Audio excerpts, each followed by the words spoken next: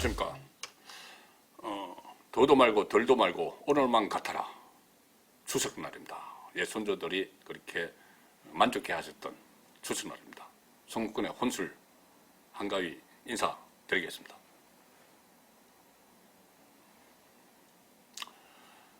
제가 추석 메시지를 하나 읽어드리겠습니다. 요약을 해서 읽어드릴게요. 보름달이 어머니의 9번 등과 작은 창문에까지 세상을 골고루 비추듯이 국민 모두에게 공평한 나라를 소망한다. 공평한 나라. 활력 있는 경제가 서로를 넉넉하게 하고 공정한 사회가 서로에게 믿음을 주며 평화로운 한반도가 서로의 손을 잡게 할 것이다. 공정한 사회가 서로에게 믿음을 주며 공평한 나라, 공정한 나라 강조한 메시지. 문재인 대통령의 메시지입니다. 추석 메시지입니다. 한 방송에 깜짝 출연해서 전화로 전한 추석 메시지죠. 자, 문재인 대통령 취임사에서 이렇게 이야기했죠. 문재인과 더불어민주당 정부에서 기회는 평등할 것이다. 과정은 공정할 것이다. 결과는 정의로울 것이다. 그 연장선상에서 2년 반이 지났는데 똑같은 이야기를 하고 있습니다. 2년 반이 지난 지금 그렇게 공정하고 공평하고 평등하고 정의롭고 그렇게 해왔습니까? 문재인 정권이. 조국 법무부 장관 검증 과정에서 나타난 그 많은 반칙, 이중성, 기회박탈, 상대에게 대한 배려심은 전혀 없는 조국 법무부 장관이 문재인 정권을 상징하는 인물입니다. 그 상징하는 인물이 보여준 그런 행태들에 대해서 국민들이 분노를 하고 정말 대학 가기 어렵고 취직하기 어렵고 대학을 다니면서 장학금 받기 어렵고 대학원 가는 것은 꿈도 못 꾸고 그런데 정의를 부르짖었던 조국 장관이 딸, 아들 전부 편법으로 스펙 쌓아가지고 품앗이까지 해가면서 그런 사회가 지금 과연 기회가 평등하고 가정이 공정하고 결과는 정의롭습니까? 그 많은 국민들의 논란을 다 알면서도 대통령이 추석 메시지라고 내놓은 것이 공평하고 공평한 나라, 공정한 나라 본인이 그렇게 만들고 있다는 겁니다. 자, 지금 추석 연휴에도 제가 너무 이렇게 긴장을 해서 죄송합니다. 좋은 말씀을 드려야 되는데 이런 말씀드려 죄송합니다. 추석날에. 자, 그런데 추석 연휴에도 속속 조국 장관의 국민 기만 행태가 막 드러나고 있습니다. 저는 이렇게 홍보를 안 할 수가 없어요. 버꾸라지. 옛날에 우병우나 김기춘한테 했던 버꾸라지 이야기. 그것이 전부 다 조국의 행태입니다. 은폐술, 위장술 너무 뛰어납니다. 속속 드러나고 있는 증거인멸 현황, 증거인멸 이 정황들 이거 다 어떻게 할 겁니까? 새로 드러난 거 하나만 제가 말씀을 드릴게요. 너무 많지만은 한국투자증권 직원 기억하실 겁니다. 그 조국 가족의 재테크 관리인 역할을 하는 사람이죠. 정경심 교수가 부인 정경심 교수가 13억 원대를 그 한국투자증권의 그 자산관리를 맡겼는데 그 담당자 김모라고 있습니다. 그 김모라는 한국투자증권 직원 얼마 전에 정경심 교수의 동양대 연구실에서 컴퓨터를 반출하는데 본인이 직접 가서 컴퓨터를 가져갔죠. 자, 그 드러난 김모 씨가 이번에는 조국 장관의 방배동 자택에 있는 컴퓨터 하드 드라이브 교체에 동원이 됐다. 내가 동원이 됐다. 그렇게 검찰에 진술했습니다. 증거인멸이죠. 컴퓨터 하드 그 드라이브에 뭐가 들어있길래 그것을 장관 지명되고 나서 인사청문회 앞두고 가서 교체를 했다는 겁니다. 거기에 이 김모라는 한국투자증권 직원이 동원이 됐다는 거죠. 그리고 또 하나, 그 동양대 PC 반출한 거, 그것도 정 교수는 무슨 강연 자료를 정리하려고 가지고 나왔다. 이렇게 이야기를 했죠. 그런데 그게 아니고 이 김모 씨 정언에 의하면은 동양대 PC도 처음에는 가지고 오려고 한 게 아니고 이것을 다른 PC와 교체를 하려고 했는데 사양이 안 맞아서 그냥 가지고 나와버렸다 이렇게 진술을 했습니다. 그러니까 정 교수 거짓말을 한 거죠. 정 교수만 거짓말한 게 아닙니다. 조국 장관도 거짓말했습니다. 그때 인사청문회에서 이렇게 이야기했죠.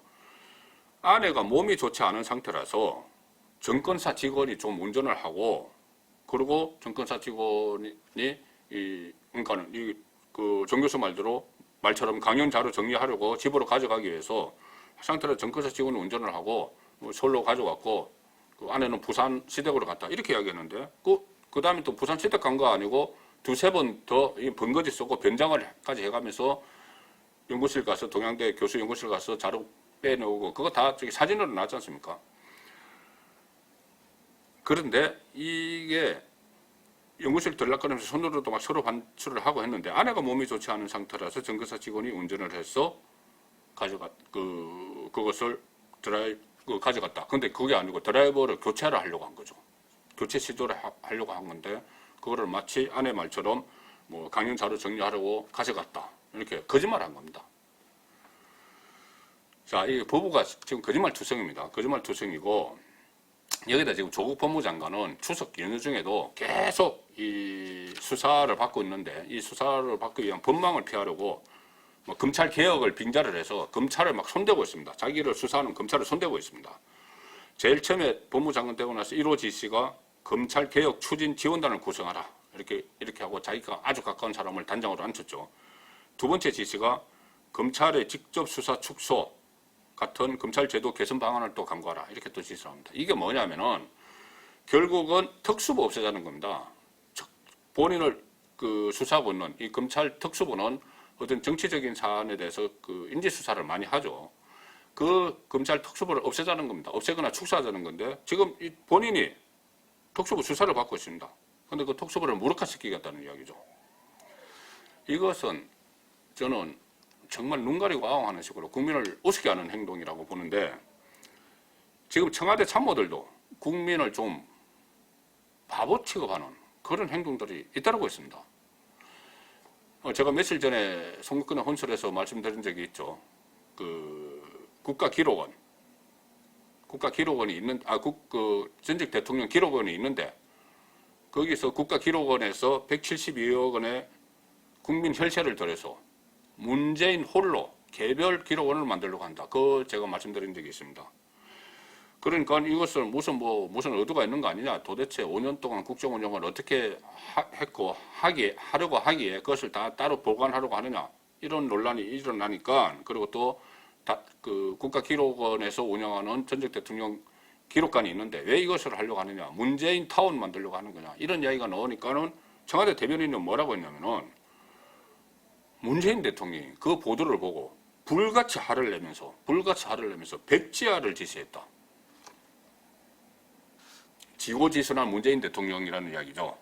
왜 나는 그런 거 시키지 않았는데 왜 국가기록원이 알아서 그런 거를 해서 나에게 누가 되게 하느냐. 그런 이야기입니다.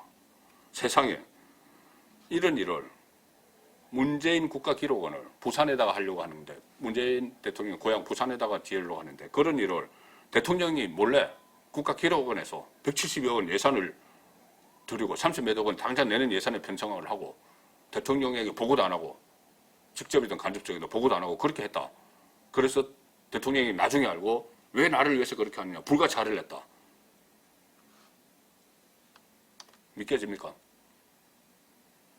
소도우출 일입니다. 또 하나.